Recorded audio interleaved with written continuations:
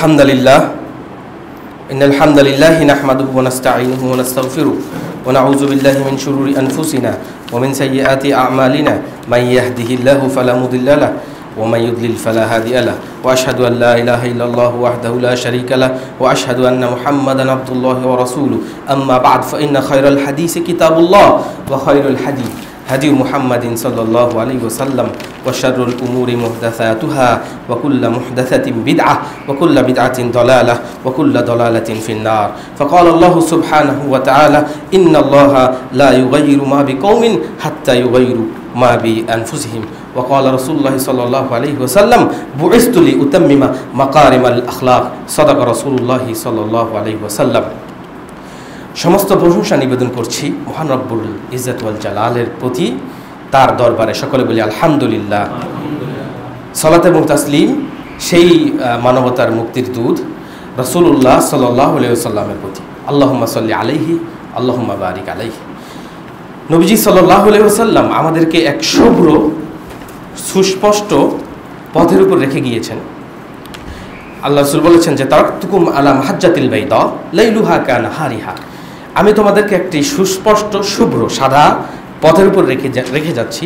লাইলুহা কানাহারিহা, তার দিন রাত সমান, অর্থাৎ দিনে যেরকম স্পষ্ট দেখা যায় রাত্রে ওই পথটা ওইরকম স্পষ্ট দেখা যায়। লা ইয়াজিগু আনহা ইল্লা হালিক, আর এই পথ থেকে যে শুধুমাত্র ধ্বংসপ্রাপ্ত সেই বিচ্যুত হয়, ধ্বংসপ্রাপ্ত ছাড়া আর কেউ এই পথ থেকে বিচ্যুত হয় না। আমরা শুকরিয়া জানাই সেই মহান রব্বুল ইজ্জত ওয়াল জালালের কাছে, যিনি আমাদেরকে আকল, ইন্টেলেক্ট এবং একটি কল্ব দিয়েছেন, যেই কল্ব দিয়ে আমরা চিন্তা করতে পারি, আমাদের অন্তর এবং আকল ব্যবহার করে আমরা চিন্তা করতে পারি, অ্যাবস্ট্রাক্টনেসকে নিয়ে আসতে পারি। আজকে আমার যে আলোচনার বিষয়, সে বিষয়টা একটু কঠিন, এর জন্য কোনো টপিকও দিতে পারতেছি না, টপিকটা কী দিব এটাও বলা কঠিন। কিন্তু আল্লাহ আমাকে সাহায্য করুক। আমি মুসা আলাইহিস সালামের এই দোয়াটা পড়ি, রব্বি ইশরাহ লি সাদরি ওয়া ইয়াসসির লি আমরি ওয়াহলুল উকদাতাম মিন লিসানি ইয়াফকাহু কওলি। আল্লাহ যাতে আমার অন্তরকে প্রশস্ত করে এবং আমার জিহ্বার জড়তাকে দূর করে দেয়, যাতে এই কথাগুলি আপনাদেরকে বলতে পারি। প্রিয় ভাইরা, অ্যারিস্টটলের একটা সংজ্ঞা আছে, হিউম্যান বিইংস আর রেশনাল অ্যানিমালস। হিউম্যান বিইংস আর রেশনাল অ্যানিমালস, মানুষ মাত্রই সে বিবেকবান প্রাণী। তো মানুষের যে এই যে ডেফিনেশন, খুব বেসিক একটা ডেফিনেশন এই গ্রিক ফিলোসফার উনি দিয়েছেন।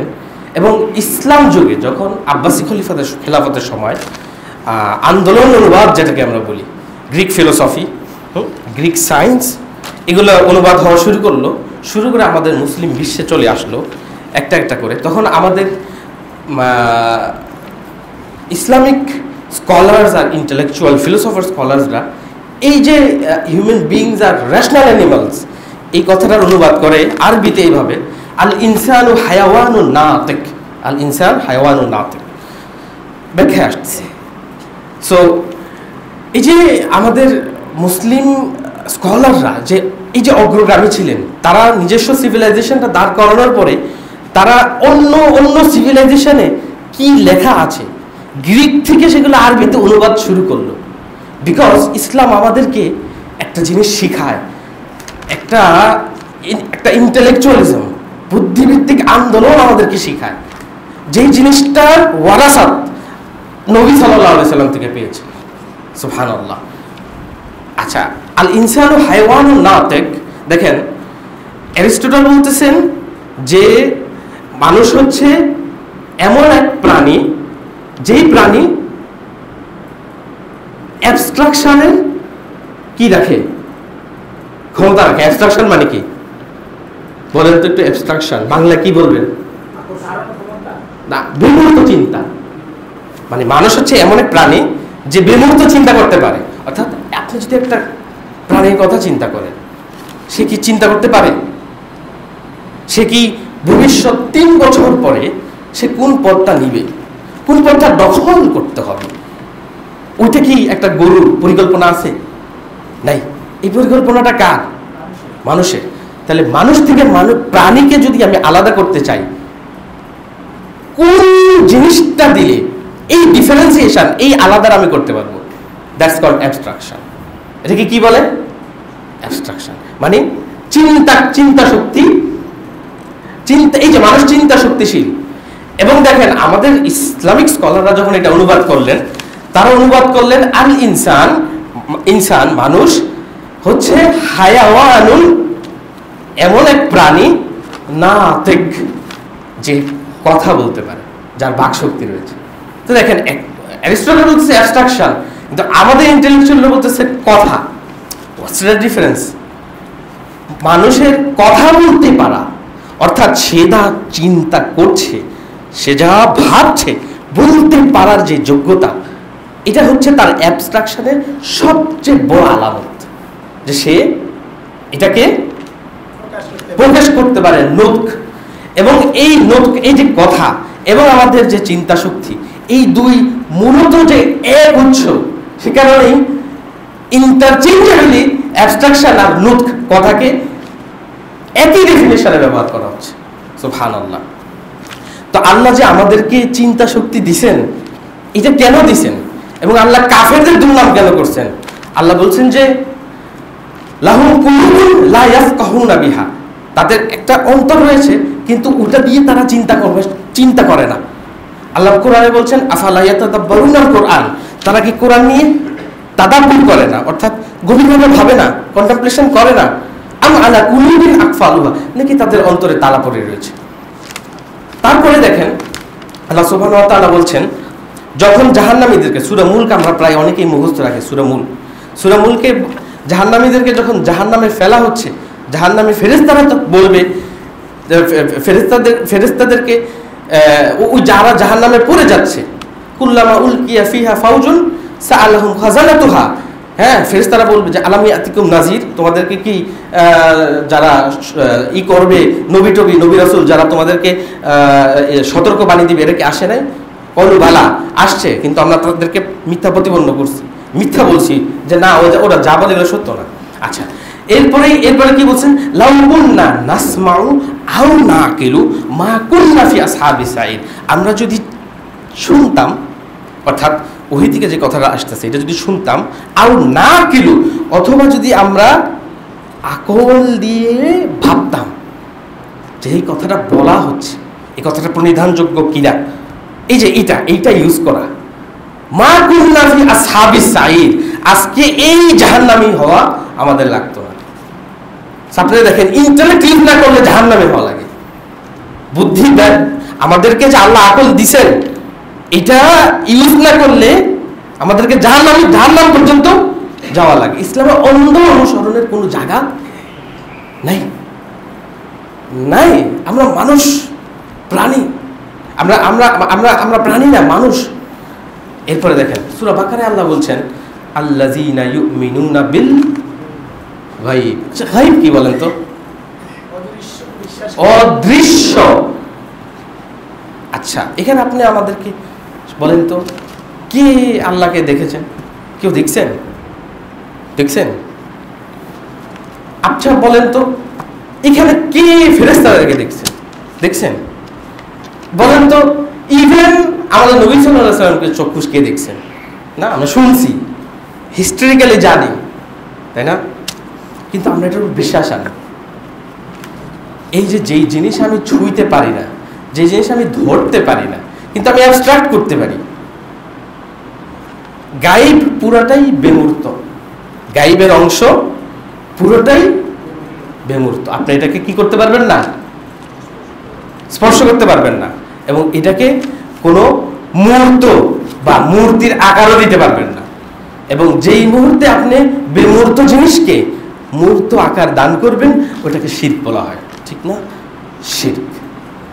যেহেতু আপনি আল্লাহকে দেখতে পারেন না, তাহলে আপনি যদি আল্লাহকে কল্পনা করে কোন একটা চিত্র বানান, আল্লাহকে কল্পনা করে কোনো যদি একটা মূর্তি বানান, যদি মনে করেন যে এই জিনিসটাকে কন্টেমপ্লেট করলে আমি আমার রবকে পাবো, অথবা আল্লাহ যে নবীকে পাঠিয়েছেন, যে রাসূলকে পাঠিয়েছেন, সেই রাসূলকে যদি আমি, সেই রাসূল যেহেতু মূর্ত, তাকে দেখা যায়, তাকে স্পর্শ করা যায়, এই রাসূলকে যদি আমি পূজা শুরু করি, হয়তো আমি আমার রবকে পাবো। কিন্তু ইসলাম কি এই কনসেপ্টকে অ্যাটেস্ট করে? করে না। এই জন্য মুসলমান হচ্ছে পৃথিবীর সবচেয়ে অগ্রগামী জাত হওয়ার কথা ছিল অ্যাবস্ট্রাকশনের দিক থেকে। যেমন আমাদের দেশে আমরা সবসময় বলি যে আমাদের ছেলেপেলেরা অঙ্কে কাঁচা। কেন অঙ্কে কাঁচা? অঙ্ক পুরা সাবজেক্টটাই একটা অ্যাবস্ট্রাক্ট ম্যাটেরিয়াল। যেমন 2 + 2 = 4। এখন এই 2 আপনি এই যে 2 অঙ্কের ভিতরে যে 2টা এক্সিস্ট করে, এইটা কি বাস্তবে এক্সিস্ট করে? না বললে হ্যাঁ, এই যে এখানে 2টা আম, এই যে 2টা আম, মানে এটা তো 2টা আম, এটা তো 2টা আম, এটা তো 2 সংখ্যা না। 2 সংখ্যা কি বাস্তবে এক্সিস্ট করে? করে না। অঙ্ক এই জন্য ম্যাথ হচ্ছে পুরোটাই একটা অ্যাবস্ট্রাক্ট রেলমের জিনিস। আচ্ছা, এবার চিন্তা করেন যে অ্যাবস্ট্রাকশনের মানে বিমূর্ত চিন্তার এই পাওয়ার যদি আমাদেরকে আল্লাহ না দিতেন, তাহলে আপনাকে জাহান্নাম আল্লাহ কেন দিবেন বলেন? মহসিন সাহেব, আমাকে একটু পানি দিন তো। কই আছেন? একটু আপনি যদি এটা বিশ্বাস করেন যে আমাকে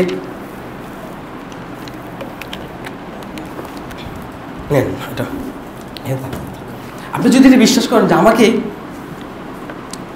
অন্যের কথায় মানুষের কাছে মাথাটা বর্গ দিয়ে ওই পীরের, ওই ফকিরের, অথবা ওই হুজুরের, অথবা এই রাজনৈতিক দলের, হ্যাঁ, এই নেতার কাছে আমার মাথাটা বর্গ দিয়ে চলতে হবে, আপনি কি করে মনে করেন যে আপনি নাজাত পাবেন?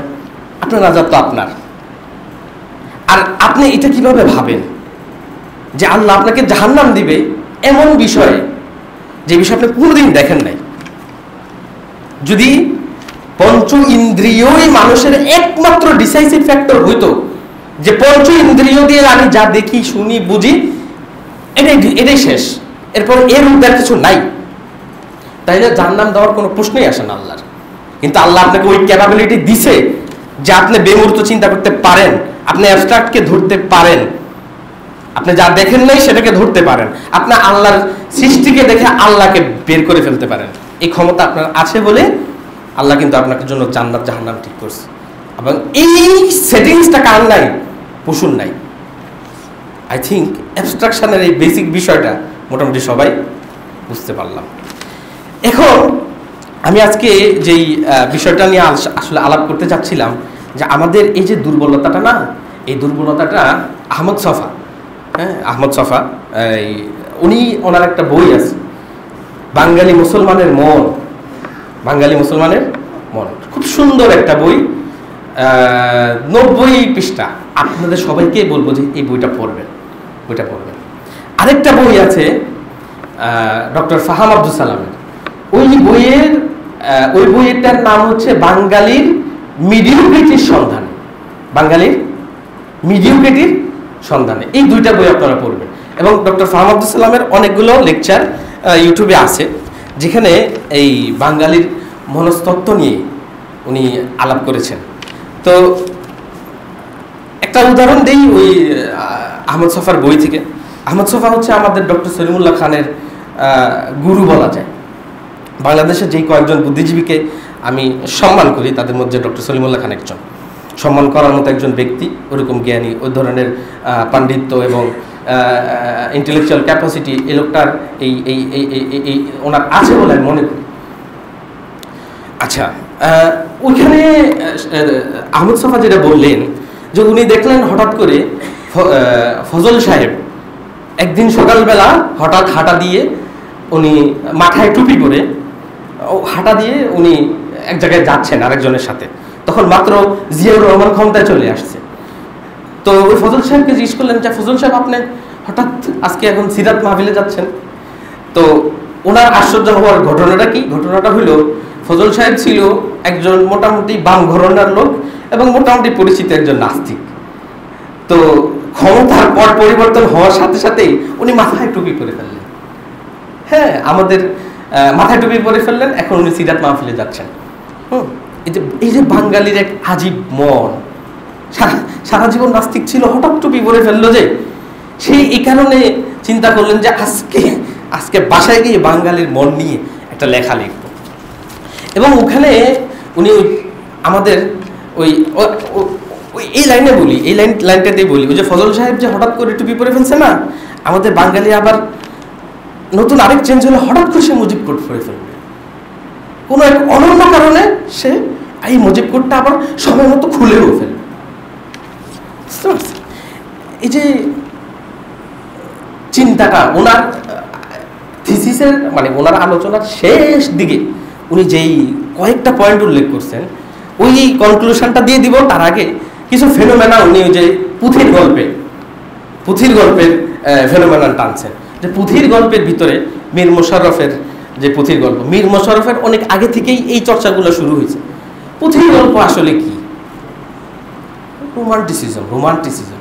হযরত আলী, হাসান, হোসেন, ফাতেমা তাদেরকে বিশাল বিশাল হিরো হিসাবে দেখানো, বিশাল হিরো হিসাবে দেখানো। তো উনি বলছেন যে এই বাঙালি মুসলমান যে পুঁথির লেখকরা ছিলেন, এই পুঁথির লেখকরা না উন্নত মানের পাকিস্তানের ওই পাশে যেই ইসের চর্চা তারা করতেন, উন্নত মানের ইসলামী জ্ঞান সাধনা চর্চা, উর্দু এবং ফার্সি আরবি ভাষার, না ওই সিভিলাইজেশনের ছোঁয়াটা পাইছেন, না ওনারা পশ্চিমবঙ্গে যেই সাহিত্য চর্চা যেটার সাথে সম্পর্ক ছিল এনলাইটমেন্ট পিরিয়ডের, বা বলা যায় যে আপনার কি বলে এটাকে, সহজ কথা ইন্টেলেকচুয়ালিজমের একটা ঘাঁটি ছিল মানে পশ্চিমবঙ্গ, না তাদের সাথে তাদের মানে সম্পর্কটা ছিল। কিন্তু পুঁথির লেখকেরা তাদের মনস্তত্ত্বের ভিতরে এই যে মানুষদেরকে, যে ধরেন হাসানকে, হোসেনকে এত বড় বড় হিরো বানিয়ে ফেললেন, সেখানে লিখলেন যে হোসেন রাদিয়াল্লাহু তাআলা আনহু যখন সীমার যখন হোসেন রাদিয়াল্লাহু আনহুর মাথাটা নিয়ে যাচ্ছিল দামেস্কের দিকে, তখন সে রাস্তার ভিতরে এক হিন্দু ব্রাহ্মণকে দেখতে পেলেন। সে হিন্দু ব্রাহ্মণ তখন সেই হোসেনের মাথা দেখে কেঁদে ফেললেন। কেঁদে ফেলে সে সাথে সাথে কালেমা পড়ে মুসলমান হয়ে গেলেন। এখন আজব কথা, আপনার সিরিয়ার দিকে যাওয়ার সময় সে হিন্দু ব্রাহ্মণ কোথায় পেল? হিন্দু ব্রাহ্মণ তো হচ্ছে বাংলাদেশের ফেনোমেনা, এটা তো ইন্ডিয়ান ফেনোমেনা, সে ওখানে হিন্দু ব্রাহ্মণটা কোথায় পেল? তো উনি যেই কথাটা উল্লেখ করেছেন যে বাঙালি মুসলমান দুইবার তাদের ধর্মটা চেঞ্জ করলো, সেটা কি কারণে? প্রথম ছিল হচ্ছে তাদের যেই বর্ণাশ্রম, হিন্দুদের যে কাস্ট সিস্টেম, এটা তো আমরা জানি না, ব্রাহ্মণের মাথা থেকে তৈরি, বক্ষ থেকে তৈরি, নিচের অংশ থেকে, তারপরে একবারে পায়ের অংশ থেকে, চার শ্রেণীর হিন্দুরা। তো আমাদের দেশে, আমাদের এই লোকালিটিতে অধিকাংশই আমরা এই বর্ণাশ্রম প্রথার একটা ভিকটিম ছিলাম। সেই কারণে আর্য হিন্দুদের উপরে প্রতিশোধ নেওয়ার জন্য বাঙালিরা দলে দলে প্রথমে বৌদ্ধ ধর্ম গ্রহণ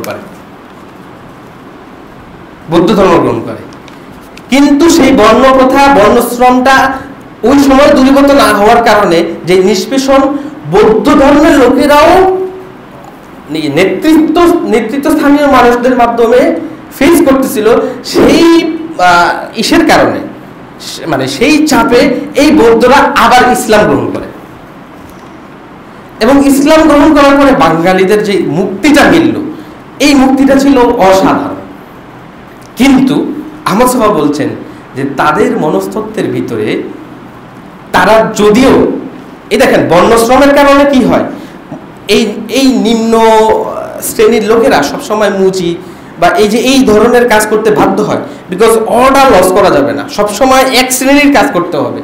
তো তাদের আর্যদের প্রতি যেই বিদ্বেষ, সেই বিদ্বেষ থেকে দেবদেবীদের প্রতি, ব্রাহ্মণদের প্রতি একটা চরম বিদ্বেষ বাঙালি মুসলমান মনের মধ্যে কাজ করে।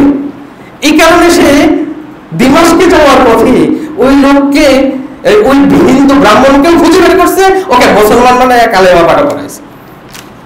কিন্তু হিন্দুদের ভিতরে অল্পতেই মানুষকে যে দেবতুল্য বানিয়ে ফেলার যেই হিন্দু ওয়ার্ল্ড ভিউ, হিন্দুরা যেই নদীটা তাদেরকে উপকার দিচ্ছে, তাকে তারা মা ডাকে, তাকে তারা প্রণাম করে, তারা রবীন্দ্রনাথকে দেবতুল্য মনে করে, তারা মানুষকে দেবতার আসনে বসিয়ে ফেলে খুব অল্পতেই। এই কারণে বাঙালি মুসলমানের মনের ভিতরে এই জিনিসটাও একই সাথে রয়ে গিয়েছে। আমরা যখন নবী সাল্লাল্লাহু আলাইহি সাল্লামের প্রশংসা করতে থাকি, করতে করতে এমন পর্যায়ে নিয়ে যাই যে নবী আর নবী থাকেন না। মোহাম্মদ খোদা নেহি, খোদা সে জুদা নেহি। মোহাম্মদ খোদা নয়, কিন্তু খোদা থেকে আলাদাও নয়। নাউজুবিল্লাহি মিন যালিক। জোরে বলেন নাউজুবিল্লাহি মিন যালিক। না, মুহাম্মদ পয়গম্বর সাল্লাল্লাহু আলাইহি ওয়াসাল্লাম। এই দেখেন, এই যে আমাদের মনস্তত্ত্বের ভিতরে আমরা যে বেমূর্তকে ধরতে পারি না, এই জিনিসটাকে সুন্দরভাবে একটা ক্লাসিফিকেশন কিন্তু আহমদ ছফা তার বইয়ে করলেন। আপনার বাসায় যান, আলোচনা তাত্ত্বিক। আমি পরবর্তী ইনশাল্লাহ জুমা থেকে যদি সময় পাই তাই এই তাত্ত্বিক আলোচনা আর করবো না, কিন্তু আজকে এই লাস্ট, মাপ চেয়ে নিলাম, এই তাত্ত্বিক আলোচনা আর করবো না। তো এখন এই যে আমরা বেমূর্তকে ধরতে পারি না, তার কারণে যেই ক্ষতিটা আমাদের পলিটিক্যাল জীবনে বা পলিটিক্যাল লাইফে হয়েছে, বুঝছেন, সেটা সবচেয়ে বড় একটা মানে এটা কি, আমরা একটা স্বাধীন দেশ পাইছি, ঠিকই স্বাধীন রাষ্ট্র পেয়ে গেছি, কিন্তু আমরা পলিটি হতে পারিনি। আচ্ছা, হোয়াটস পলিটি কি? আমরা যেমন আমি একজনকে ফলো করি, উনি খুব ভালো লেখে, ওনার জবান নামে একটা ওয়েবসাইট আছে, রেজাউল করিম রনি ওনার নাম। উনি লিখছেন যে আমরা স্বাধীন দেশ বা ভূখণ্ড পেয়েছি, কিন্তু জাতীয় সংস্কৃতি তৈরি করতে পারি নাই, মানে একটি রাজনৈতিক জনগোষ্ঠী আকারে গড়ে উঠতে পারি নাই, রাজনৈতিক জনগোষ্ঠী আকারে গড়ে উঠতে পারি নাই। আজও এই সমাজ একটা জাতি হওয়ার বদলে মোটা দাগে দুটো বা কয়েকটা সম্প্রদায়ে বিভক্ত। বুঝতে পেরেছেন? তা আমি ফাহাদ আব্দুল সালাম বলেছেন যে বাঙালি পলিটি না। এই যে উনি যে কথাটা বললেন না, যে রাজনৈতিক জনগোষ্ঠী, মানে আপনি একটা দেশ, কিন্তু আপনার এই দেশে অনেক রকমের লোক থাকবে, কিন্তু আপনাকে তো সিঙ্গেল একটা পলিটি বা সিঙ্গেল একটা রাজনৈতিক জনগোষ্ঠী হতে হবে। এটার জন্য আপনাকে একটা বেমূর্ত কনসেপ্টের দিকে আগাতে হবে।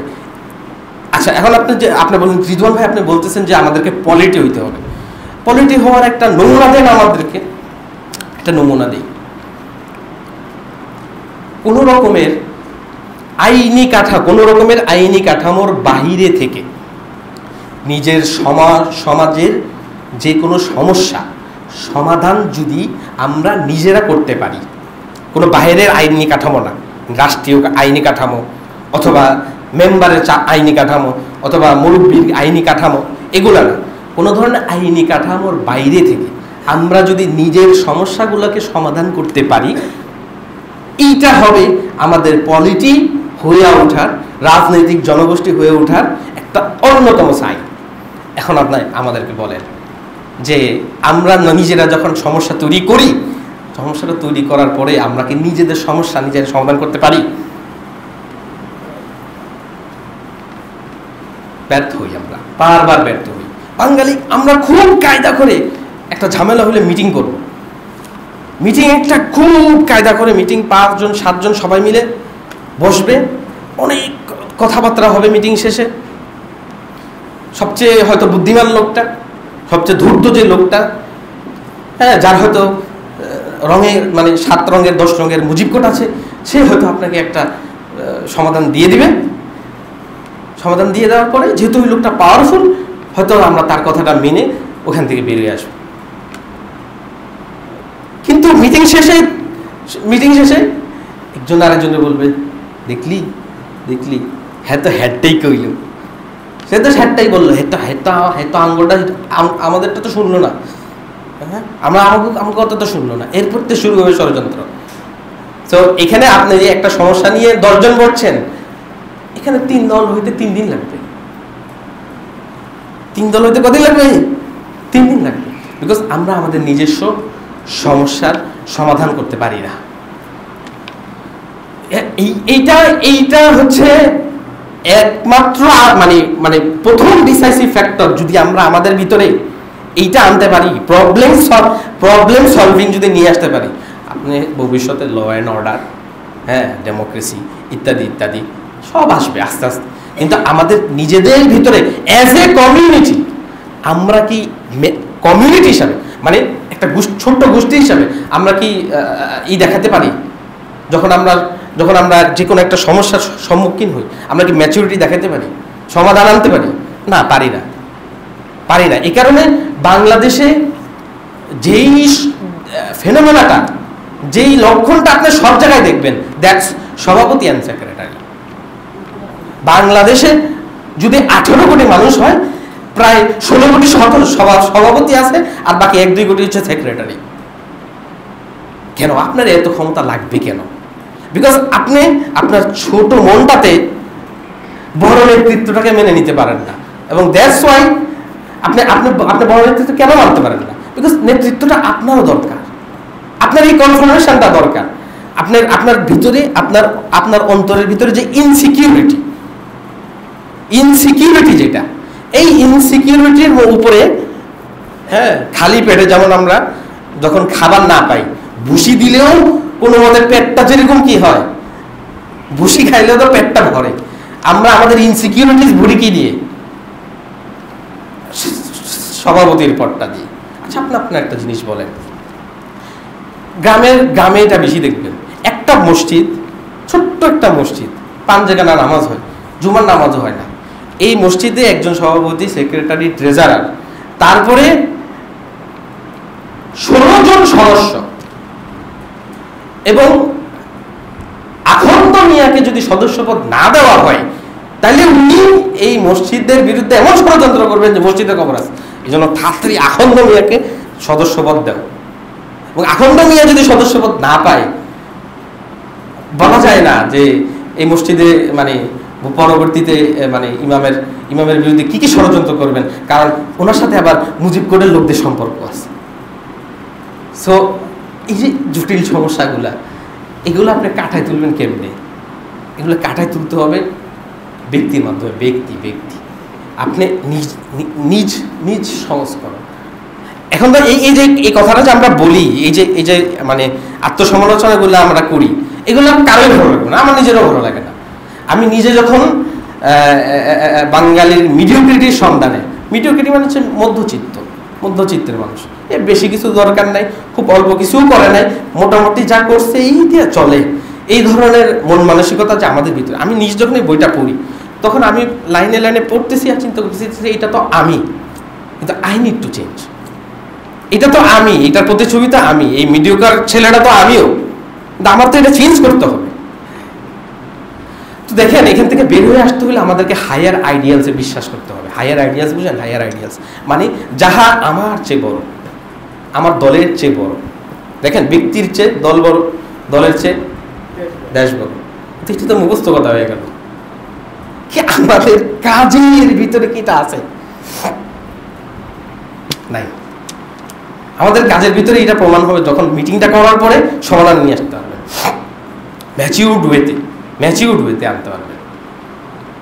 দেখেন, আমরা এমন একটা সমাজে বাস করি যেখানে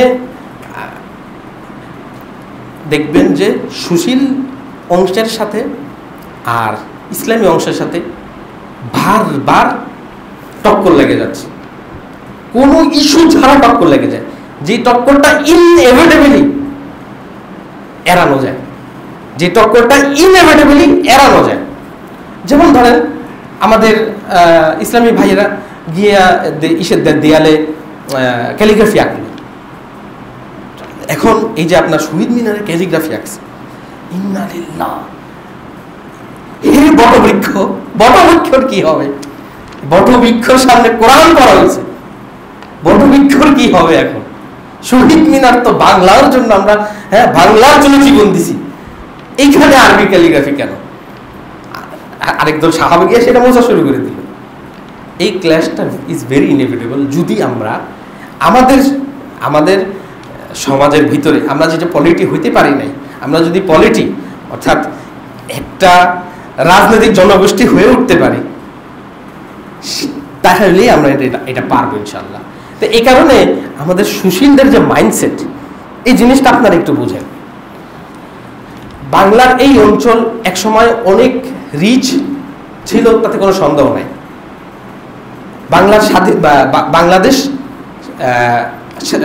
কি বলে, বাংলা ভাগ হওয়ার পিছনে 1930 সালে বাংলা ভাগ হওয়াটা, এটা কি ইনএভিটেবল ছিল? মানে এটা কি ভাগ হওয়ার দরকার ছিল খুব? অনেকে বলবেন হ্যাঁ ভাগ হওয়া দরকার ছিল, অনেকে বলবেন, এইটা নিয়ে বিতর্কের কোনো শেষ নেই। কিন্তু এই বাংলা বঙ্গভঙ্গের পিছনে অন্যতম দায়ী শিক্ষিত হিন্দুরা। তারা মুসলমান সংখ্যাগরিষ্ঠ এবং মধ্যবিত্ত হিন্দুদের চাপটাকে এড়ানোর জন্য দেশ ভাঙতে রাজি হয়ে গেল। কি ধরনের এক আজব চিন্তার হলে মানুষ এমন করে? তারপরে দেখেন, আমাদের পশ্চিমবঙ্গে ওরা সবচেয়ে বেশি বেনিফিশিয়ারি হয়েছিল হচ্ছে ব্রিটিশ আমলে। ব্রিটিশরা যখন মোগল শাসনটাকে পুরো কলাপস করানোর পরে ওনারা যখন পুরা ইন্ডিয়াটা ইস্ট ইন্ডিয়া কোম্পানির মাধ্যমে ইন্ডিয়াটা দখল করলো, তখন এই হিন্দুরা ইংলিশ ভাষা শেখা শুরু করলো। এনলাইটমেন্ট পিরিয়ডের বইপত্র থেকে শুরু করে মানে শিক্ষার বা আধুনিক চিন্তার একটা মনন কিন্তু তারা তৈরি করতে পারছে, যেইটা আমরা সত্যিকার অর্থে বলতে পারি যে আমরা অভাগা, আমরা এই পারের বাংলার লোকেরা ওইভাবে করতে পারিনি। কিন্তু এখন দেখেন, বাংলাদেশের যেই লোকদেরকে আমরা সুশীল বলি, তারা কিন্তু বেসিক্যালি পশ্চিমবঙ্গ লিটারেচার পড়া লোকজন। এটাকে কিন্তু আপনাকে মানতেই হবে। তারা কিন্তু রবীন্দ্রনাথ, বঙ্কিম ইত্যাদি ইত্যাদি এগুলো পড়ার লোকজন। এবং তারা কিন্তু বাংলায় যত আপনার মানে অনুবাদ হয়েছে ফিলোসফি লিটারেচার, যেগুলা পশ্চিমা ফিলোসফি লিটারেচার যতগুলো বাংলায় অনুবাদ, তার অধিকাংশ কিন্তু ওই বঙ্গের লোকেরা করছেন। এখন আপনার একটা জিনিস বুঝতে হবে, দেখেন কেন সে শহীদ মিনারে আরবি লিখতে দেয় না? এটার পিছনে কোন জিনিসটা কাজ করে? হিন্দুদের কিন্তু এই যে জমিদারি খোয়ানোর যে দুঃখটা, আবেগটা, এই দুঃখ এবং আবেগ তাদের লিটারেচারে এবং তাদের চিন্তায়, মনস্তত্ত্বের ভিতরে কিন্তু তারা মিশায় রাখছে। এ কারণে একজন বাংলাদেশি বুদ্ধিজীবী যদি সে ডানপন্থী বুদ্ধিজীবী না হয়, লেফট লিনিং বুদ্ধিজীবী হয়, তাহলে সে দেখবেন যে পুরোপুরি সে ওই চিন্তাটার সাথে রেজোনেট করে। আচ্ছা, এখন আপনি বলবেন যে তাই এই যে রক্ষার যে মানে কি বলে মানে এই চিন্তার ধারক বাহক হয়ে সে বাংলাদেশে কেন ইসলামপন্থীদের সাথে টক্করে লাগতে থাকে বারবার? Because of the Hindu world view. আপনি যেই সিভিলাইজেশন থেকে নলেজ চর্চা করবেন, আপনি সবসময় সেই সিভিলাইজেশনের ব্যাকগ্রাউন্ডটাকে আপনার লেখা এবং আপনার চিন্তাধারা এবং আপনার মনস্তত্ত্বে লালন করা শুরু করবেন। আপনি নিজেও জানবেন না। যেমন আমরা মুসলমানরা, আমরা কথায় কথায় লিখলে মক্কা লিখবো, হ্যাঁ, আমরা কথায় কথায় লিখবো সফর, হ্যাঁ। আমরা কিন্তু যখন বলি কি বলে, যখন দেশকে মা বলা হয়, তখন মুসলমান সাধারণত এই জিনিসটা গ্রহণ করতে পারে না। কিন্তু একটা হিন্দু ঠিকই সে তার দেশকে মা, বিধাতা, এই সঙ্গীত দেখবেন বিধাতা বলে, বা ভারত বিধাতা, হ্যাঁ, বলছে। তার ভিতরে কিন্তু কোনো কুণ্ঠাবোধ নাই। এখানে বেসিক্যালি হিন্দু ওয়ার্ল্ড ভিউটাকে যদি আমরা বুঝতে পারি, তখন দেখবেন যে আমাদের সিভিলাইজেশন ডক্ট্রাইনটা খুব সুন্দরভাবে আমরা এটাকে মানে করতে পারবো, একসাথে নিয়ে আসতে পারবো। যেমন হিন্দু ওয়ার্ল্ড ভিউর ভিতরে এসেনশিয়ালি 3000 বছর পার হয়ে গেছে, হিন্দুরা কিন্তু কাস্ট সিস্টেম, বর্ণপ্রথা থেকে বের হতে পারে নাই, এবং হিন্দুদের যে জীবন দর্শন, সেটা যদি আপনারা খেয়াল করেন, একজন হিন্দুর নাজাত কোথায়? একটা হিন্দুর নাজাত কি আখেরাতে? আমি তো হিন্দু ধর্মের সমালোচনা করতেছি না, উল্টাপাল্টা বুঝতে সমস্যা আছে। একটা হিন্দু ধর্মের লোকের নাজাত কোন জায়গায়? সাইকেলের ভিতরে। কোন সাইকেল বলেন তো? এটা কি সাইকেল বলে? এটাকে সাইকেল। সে যদি এই জগতে ভালো কাজ করে সে পরজগতে আরেকটু ভালো মানুষ হিসাবে জন্মাবে। সে যদি খারাপ কাজ করে সে পরের জগতে হয়তো বা গরু হিসেবে জন্মাতে পারে, সে অথবা ছাগল হিসেবে জন্মাতে পারে, তেলাপোকা হিসেবে জন্মাতে পারে। হিন্দু মেটাফিজিক্সের একটা মৌলিক অংশ হচ্ছে যে সে সবসময় বেমূর্তকে অর্থাৎ সে ব্রহ্মাকে, এই ব্রহ্মাণ্ডকে সে অ্যাবস্ট্রাক্টলি নিবে না, সে অ্যাবস্ট্রাক্টলি চিন্তা করবে না, সে সবসময় মূর্তির মাধ্যমে সেটাকে চিন্তা করবে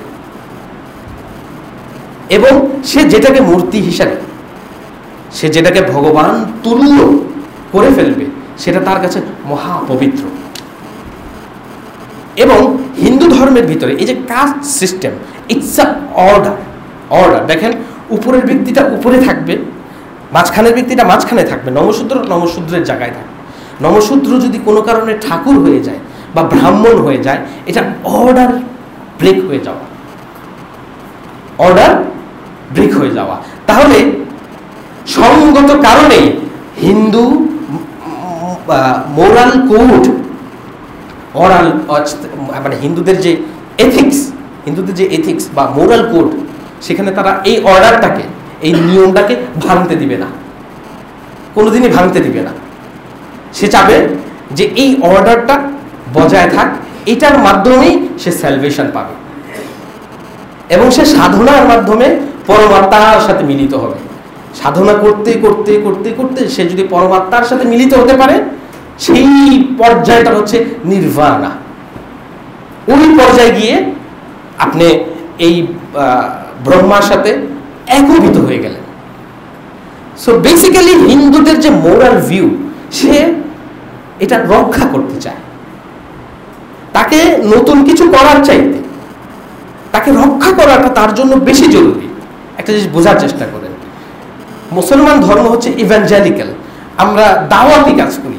এই দাওয়াত নিয়ে ছড়িয়ে পড়তে পড়তে শাহজালাল ইয়ামানি রাহমাহুল্লাহ বাংলার এই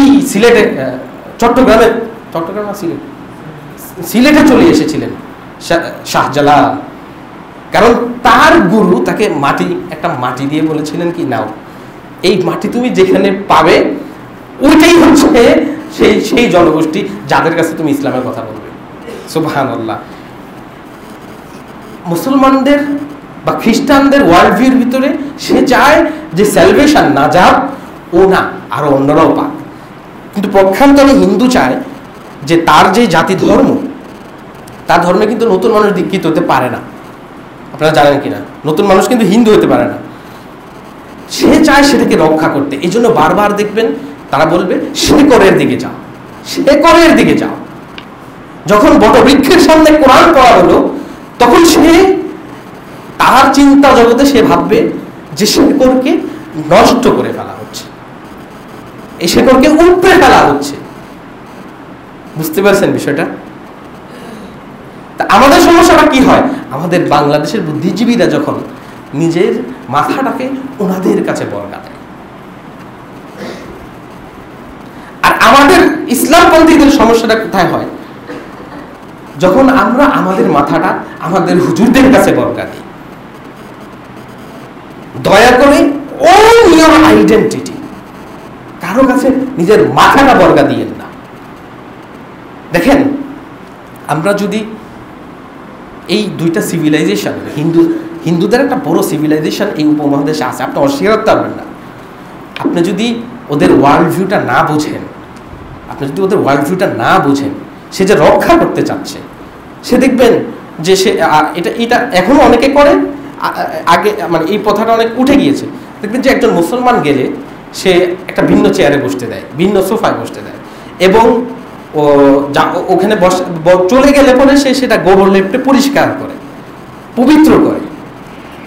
সে এসেনশিয়ালি সে যে মুসলমানকে ঘৃণার থেকে করছে, দ্যাটস নট দ্য ইস্যু। কিন্তু সে তার রক্ষণশীল যেই চেতনাটা, সেইখান থেকে সে করছে। সো আমাদেরকে যদি আমাদের এই ওয়ার্ল্ড ভিউটা আমরা যদি বুঝি যে হিন্দুদের মোরাল কোডটা কোত্থেকে আসে, হিন্দুদের মোরাল কোডটাকে যদি আপনি বাঙালির সংস্কৃতি মানে হিন্দুদের মোরাল কোডটা থেকে যেই সিভিলাইজেশনাল একটা ডক্ট্রিন তাদের কাছে দাঁড়ায় বাংলাদেশের সুশীলদের কাছে, এইটাকে যদি আপনি বাঙালি কালচার বলে চালান, কোনো দিনও আপনি একজন মুসলমান হিসেবে ওইটা নিতে পারবেন না। জিনিসটা বোঝার চেষ্টা করুন। দেখেন, পয়লা বৈশাখ অথবা নওরুজ, ইরানিয়ানরা নওরুজ পালন করে, কিন্তু এই নওরুজটা এসেনশিয়ালি পৌত্তলিকদের মানে আগুন পূজারীদের একটা রীতি ছিল, মানে বাৎসরিক রীতি। কিন্তু ইরানিয়ান মুসলমানরা এটাকে অ্যাডাপ্ট করছে তাদের ইসলামিক কালচারকে ঠিক রেখে। কিন্তু আমরা আমাদের এই ছোট মাথার কারণে, অবুঝ ছোট চিন্তার কারণে আমরা আমাদের পয়লা বৈশাখ, যেটা বছরান্তরে new year simple new year, এই জিনিসটাকে সার্বজনীন করতে পারি না। এটার মধ্যে এই মূর্তিগুলো যদি না হয়, মুসলমান কোনোদিনই মূর্তি দেখলে সে 200 হাত দূর দিয়ে চলে যাবে। তো এই জিনিসটাকে আমরা সার্বজনীন করতেই পারলাম না। কিন্তু কি হবে? হবেটা হলো এই যে পয়লা বৈশাখ আসলে একদল লোক মাথার মধ্যে কিছু মূর্তি নিয়ে লাফালাফি শুরু করে দিবে, আর আরেকজন মুসলমান বলবে যে মূর্তি পূজা হারাম। এই ডান দিক প্রতিক্রিয়াশীলতার মাধ্যমে আমাদের সুশীলরাও যথেষ্ট পরিমাণের প্রতিক্রিয়াশীল, মুসলমানরাও প্রতিক্রিয়াশীল হয়ে গেছে। আর সাধারণ মাঝখানে যেই মুসলমানরা বলে দুধ বাদ দেশ, এসব ইসলাম ধর্ম দরকার দেয়। কিন্তু ইসলাম যে আমাদেরকে কত সুন্দর একটা সিভিলাইজেশনাল ডক্ট্রিন দিয়েছে, এই জিনিসটা কেন আমরা বুঝি না? আচ্ছা, এখন আমি ফাইনাল মানে আসলে এই ওয়ার্ল্ড ভিউগুলো নিয়ে কথা বলা এগুলো কঠিন কাজ, আর এই ধরনের মানে ভাষাযোগ্যতা আমার নাই আসলে, এই জন্য বলতে গেলে খুব কষ্ট হয়। আপনারা এই জন্য আমি আপনাদেরকে বলবো যে আহমদ সফর এই বইটা পড়েন, হ্যাঁ, ফাহাম আব্দুল সালামের সবগুলো ভিডিও দেখেন, ওনাদের থেকে নিয়ে আমি কথাগুলি বলছি। আর আমার নিজের চিন্তাগুলো যেহেতু ওনারা লিখিতভাবে সুন্দরভাবে বলতে পারছেন, এই জন্য ওনাদের কথাগুলো ওনাদের মতো করি, মানে ওনাদের ওয়ার্ডিংগুলো ইউজ করছি আমি। সো মুসলমানদেরকে যদি দাঁড়াতে হয়, মুসলমানদের ছোট পরিচয় ছাড়তে হবে। আপনাকে ছোট পরিচয়টা ছাড়তে হবে। ছোট পরিচয়টা কি? ভাই আমি বিএনপি, ভাই আমি জামাত, আমি আওয়ামী লীগ, আমি জাতীয় পার্টি, এটার বাইরে আমি কিছু বুঝি না। This is called tribalism. এটা হলো ট্রাইবালিজম। মানুষ জন্মগতভাবে এটা করতে পারে, এটা করার জন্য শিক্ষা দীক্ষা লাগে না। আপনি এসেনশিয়ালি যদি একটা দলে ঢোকেন, একটা গোষ্ঠীর অংশ হন, আপনি অনেক সুবিধা পাবেন। আমি যদি একটা কোনো দলে ঢুকি, তাহলে আমার বিভিন্ন জায়গা থেকে দাওয়াত আসবে, এটা আমি জানি, কিন্তু আমি করব না। বিকজ ওটা করলে আমি যে সত্য কথা সবসময় বলতে চাই, ওই সত্য কথা বলার জায়গাটা নষ্ট হয়ে যাবে। বুঝতে পারছেন? এই কারণে আমরা কোনোদিন পলিটি হতে পারি না। যেটা বাংলায় আমি যে বললাম যে রাজনৈতিক জনগোষ্ঠী, পলিটি হওয়া। এখন পলিটি হওয়ার জন্য আমাদেরকে কিছু হায়ার আইডিয়ালসে বিশ্বাস করতে হবে। হায়ার আইডিয়ালসগুলো কি? আমাদের ইসলামী ভাইয়েরা দাবি করছেন, আমারও ধরছে যে আমি লাস্ট আলোচনায় বললাম যে আমাদেরকে গণতন্ত্রের ব্যবস্থাটাকে পুনর্বহাল রাখতে হবে। তো আমি বলতেছে যে ইসলামে গণতন্ত্র হারাম, শিরিক, কুফরি ইত্যাদি ইত্যাদি। কিন্তু আমি দেখেন, খিলাফত যে আসবে বা ইসলামী রাষ্ট্র যে হয়ে যাবে, সেটার জন্য তো আমাকে একটা অপেক্ষা করতে হবে, তাই না? লিকুল্লি শাইইন আওয়ান, আরবিতে বলে যে প্রত্যেকটা জিনিসের একটা পারফেক্ট টাইম আছে। আমরা আমাদের ইসলামিক মোরাল কোড, যেটাকে বলে ইসলামিক মোরাল কোড, আমাদের মোরালিটি আমাদের, এটা বাংলা বলে তো মোরালিটি, বাংলা কি হবে? হ্যাঁ, আমাদের নৈতিকতার যে কোডটা আমরা কোত্থেকে নিব? আমরা ইসলাম থেকে নিব, কোরআন হাদিস থেকে নিব। কোনটা নিব? দেখেন, আমরা ইসলামী শাসন ব্যবস্থা ইত্যাদি বললে কি বুঝাই? হাত কেটে ফেলানো, হ্যাঁ, জিনার ব্যভিচার হবে কি, পাথর মাইরে হত্যা করে ফেলা। ইসলামের মাত্র 5টা হুদুদ আছে, 5টা মাত্র। কি এই ক্যাপিটাল পানিশমেন্ট যেটা, মাত্র 5টা। আচ্ছা, আপনারা মনে করেন এত বড় বড় ভলিউম বই, 30 খণ্ড 40 খণ্ডের এত বড় বড় ফিকহের বই লেখা, কিন্তু যে শুধু 5টাই বিধান ইসলামের, ইসলাম একটা বিশাল সিভিলাইজেশনাল ডক্ট্রিন আমাদেরকে দিয়েছে, বিশাল। এবং হানাফি মাযহাব সবচেয়ে বাস্তবধর্মী এবং সবচেয়ে প্রসারিত মাযহাব। কেন জানেন? বিকজ খোলাফারা সেই সময় হানাফি মাযহাবের ফকিহ যারা ছিলেন তাদেরকে কাজীর দায়িত্ব অর্থাৎ বিচারকের দায়িত্ব দিতেন। বিচারকের দায়িত্বে হানাফি মাযহাব ছিল শত শত বছর। তাতে কি হয়েছে, হানাফি মাযহাবের যে মুআমালাতের অংশ, ইবাদত না, মুআমালাতের যে অংশ, দেশ পরিচালনা থেকে শুরু করে সমস্ত বিষয় যা ধর্মীয় বিষয় না, এই চ্যাপ্টারটা হানাফি মাযহাবে সবচেয়ে বাস্তবমুখী। দ্যাটস ওয়াই হানাফি মাযহাব সারা বিশ্বে ছড়িয়েছে। আমাদের কাছে যে এই রোবাস্ট একটা ট্রেডিশন আছে, এই ট্রেডিশনটা যদি আমরা সামনে আনতে চাই তাহলে এটা শিক্ষার মাধ্যমে আসতে হবে। এবং দেখেন আমাদের যে ইসলামিক মোরাল কোড, ইসলামিক মূল্যবোধের সাথে আমাদের রাষ্ট্রীয় কাঠামোর একটা অ্যালাইনমেন্ট থাকতে হবে। অর্থাৎ রাষ্ট্র এবং ইসলামী মূল্যবোধের একটা অ্যালাইনমেন্ট থাকতে হবে। এবং এই জিনিসটা আমাদেরকে ব্যক্তি থেকে শুরু করে কালচারালি আনতে হবে। এগুলো ইসলামিক দলরা পারবে না। ইসলামিক দল যদি এটা বলতে যায়, ওকে জঙ্গি বলবে, ওকে এই বলবে, সেই করবে, বিচ্ছিন্নতাবাদী বলবে, অনেক কিছু বলবে, কিন্তু এই জিনিসটা পারবে না। আপনারা মোগল সিভিলাইজেশনটা একটু স্টাডি করেন। মোগল সিভিলাইজেশনটা স্টাডি করেন। তারা ভারতবর্ষ শাসন করেছে, মুসলমানরা ভারতবর্ষ শাসন করেছে প্রায় 800 বছর, মোগলরা 350 বছরেরও বেশি। What a wonderful civilization that they have created, the Muslims. আপনি দেখেন, আপনি দিল্লিতে যান, আগ্রা, তাজমহল দেখেন, আপনি মোগলদের যে স্থাপনাগুলো আপনি দেখবেন যে 3-4টা সিভিলাইজেশন কিভাবে এক জায়গায় ব্লেন্ড করে। তারা পার্সিয়ান সিভিলাইজেশনের যে ডিজাইনগুলি, এগুলো মোগলদের বিল্ডিংগুলোতে দেখবেন। আপনি ইসলামিক সিভিলাইজেশনের যে জিওমেট্রিক্যাল প্যাটার্ন, এগুলো দেখবেন। এমনকি ভারতবর্ষে যেই কালচারাল সিভিলাইজেশন ছিল সেই সবগুলোকে দেখবেন যে এক জায়গায় ব্লেন্ডেড করতে পেরেছিলেন মোগলরা।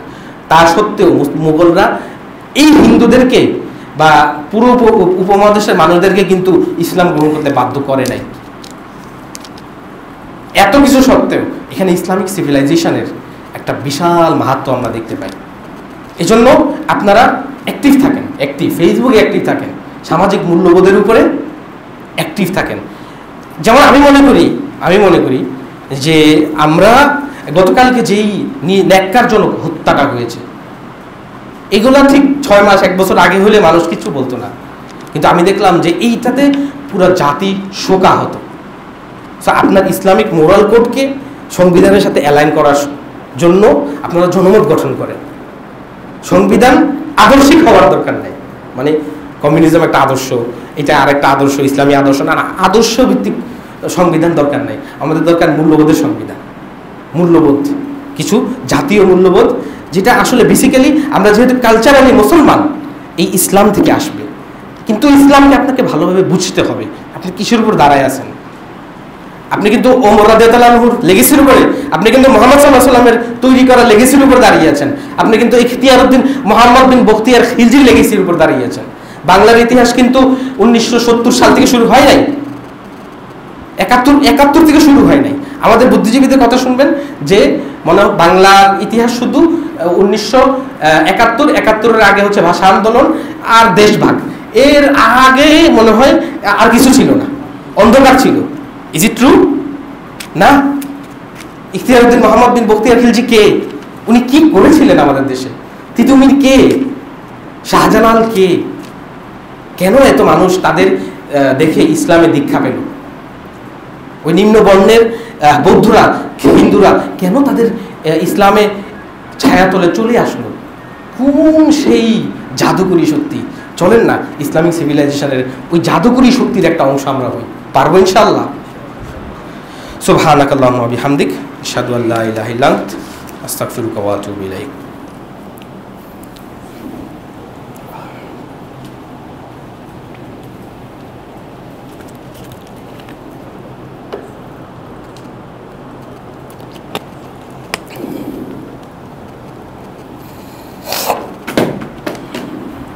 আলহামদুলিল্লাহ আলহামদুলিল্লাহি ওয়া কাফা ওয়াসসালাতু ওয়াসসালামু আলা ইবাদিহিল্লাযিনা ইসতাফা খুসুসান আলা নবিয়িনা মুহাম্মাদিন সাল্লাল্লাহু আলাইহি ওয়াসাল্লাম আল্লাহুম্মা সাল্লি আলা মুহাম্মাদ ওয়া আলা আলি মুহাম্মাদ কামা সাল্লাইতা আলা ইব্রাহিম ওয়া আলা আলি ইব্রাহিম ইন্নাকা হামিদুম মাজিদ আল্লাহুম্মা বারিক আলা মুহাম্মাদ ওয়া আলা আলি মুহাম্মাদ কামা বারাকতা আলা ইব্রাহিম ওয়া আলা আলি ইব্রাহিম ইন্নাকা হামিদুম মাজিদ ورضي الله عن جميع أصحاب رسول الله صلى الله عليه وسلم خصوصا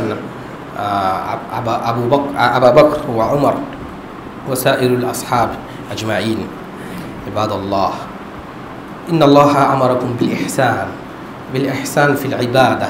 قال رسول الله صلى الله عليه وسلم أن تعبد الله كأنك تراه فإن لم تكن تراه فإنه يراك. فهذا قول رسول الله صلى الله عليه وسلم.